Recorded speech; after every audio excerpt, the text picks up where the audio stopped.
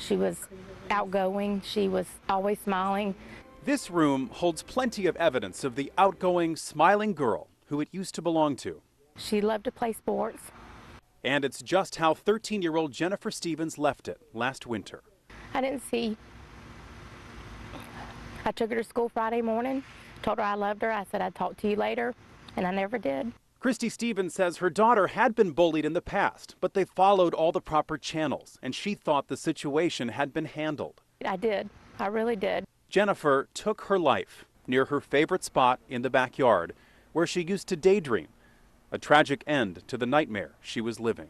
I wish she would have came to us and talked to us before she even thought that she wasn't worth staying here on this earth, because she was. Although her family is still asking why, Jennifer's note did provide some clues. I am tired of all the bullying and gossip about me. I was not made for all of the bullying and gossip. I can't take it anymore. Christy says some of the bullying Jennifer experienced in the past was on Facebook. Saying that she was ugly and she was fat and, you know, that nobody would like her. She'd never have any boyfriends. The more people that are involved, the more difficult it is. Jeff Baker is a social worker with Savannah-Chatham County Schools and says bullying has increased with the use of social media. It's much more difficult to manage an incident if it's being passed from person to person to person. Dr. Quintina Miller-Fields is the Director of Student Affairs. Middle and high school is where we see most of it. Dr. Miller-Fields says every middle schooler in the district will be exposed to bullying curriculum, either from members of her staff or partners, like the nonprofit Rape Crisis Center. On this day, one of its specialists talked to 8th graders because the RCC believes bullying leads to more serious abuse. What type of joy do you think someone can get from abusing someone?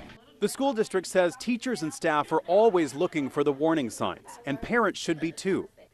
They include drops in grades, increased absences, the sudden loss of interest in school or activities, and then the next step is to report it. We're here for you, so make us aware. We can't deal with the problem if we don't know it's a problem.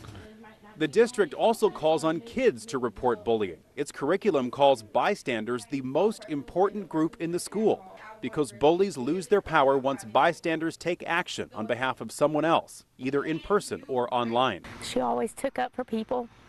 When she saw them being bullied, she would be the hero, the rescuer. Christy now knows that sometimes the rescuer needs rescuing. I should have seen anything that was not right with her. And it's a message that she's vowing to share with other parents to spare them similar grief. If you see any difference and any changes, it could be the smallest thing.